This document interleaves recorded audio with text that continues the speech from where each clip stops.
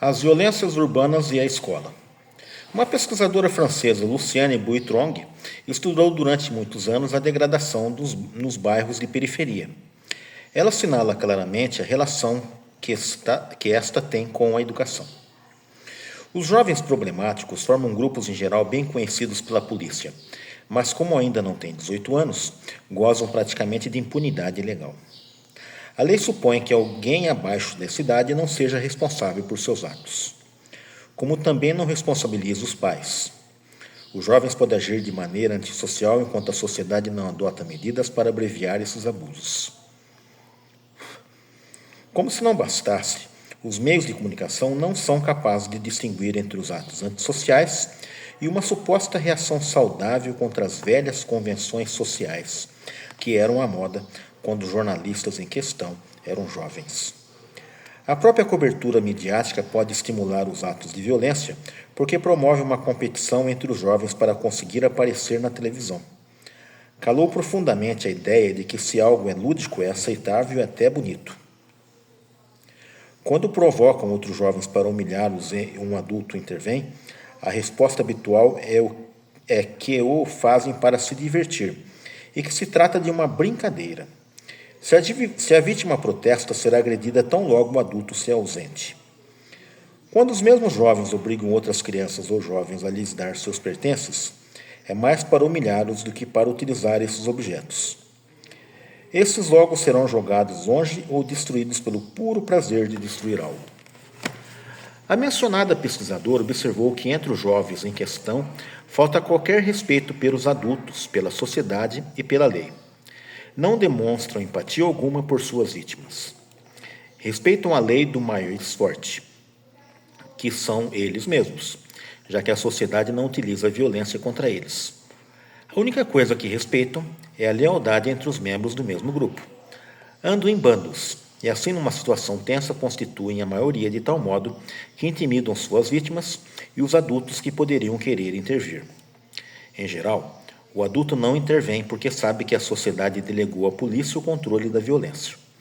Isso não exclui o fato de que possa se sentir covarde por ter de presenciar abusos sem fazer nada, ou que possa ter medo de ser taxado de fascista se tentar defender a ordem. Com o uso das três palavras respeito, fascista e racista, esses jovens criaram uma sociedade paralela incrustada na outra parasita que ameaça a convivência social. A relação entre isso e a escola é que negar-se a obedecer ao professor primário é o primeiro sinal de conduta antissocial. O professor é o primeiro representante da sociedade em vida de uma criança. A escola é a primeira instituição na qual ela ocupa, como aluna, um lugar próprio e que a prepara para os que poderá ocupar mais tarde. Ademais, constitui um requisito legal estudar até os 16 anos, de modo que o aluno que não estuda ou que nem sequer comparece à escola está cometendo uma infração. Negar-se a trabalhar na escola é se opor claramente à sociedade. Uma maneira de formular por que a sociedade exige que se estude é que, se os jovens não adquirem vocabulário nem conhecimento sobre o mundo, não podem formar uma ideia pessoal crítica do que sucede ao seu redor. Assim correm o risco de se tornar seres grupais dirigidos pelas emoções, numa sociedade que se autodefine como sociedade do conhecimento. É particularmente perigosa a tendência a dar fé a qualquer rumor, reagindo a qualquer acontecimento de maneira emocional e violenta. Essa pesquisadora constata, assim como Beald, que os jovens em questão utilizam o espaço público como se fosse sua casa e assim se chocam com outros cidadãos. Põem sua música a todo volume, fazem os ônibus terem de desviar, organizam corridas de carros roubados, acendem fogueiras ou picham edifícios. Seu comportamento contrasta com o dos autóctones, numa situação degradada. O mais frequente entre os franceses ou brancos, nas mesmas circunstâncias, é a depressão, o alcoolismo ou o suicídio, e não os atos antissociais. Por isto é um erro ver o que acontece com algo conectado à pobreza. As famílias em questão nunca tiveram mais dinheiro se tivessem permanecido nos países de seus pais e avós. Teriam vivido pior e não querem voltar para lá. Por isso a pobreza não é o problema central. A pesquisadora acrescenta que não é correto dizer que não respeitem nada, porque respeitam a violência.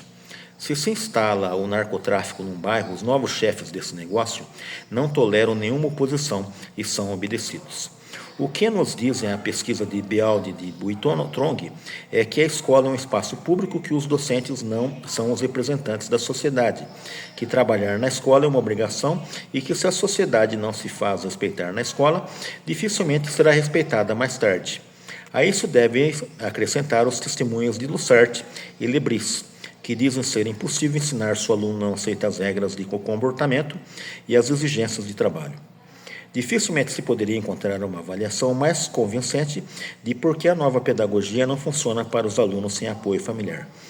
Esses documentos são testemunhos, denúncias de pesquisa universitária, dos programas de formação docente e das políticas educacionais que continuam se baseando na nova pedagogia, como se nada tivesse dado errado, e não somente na França.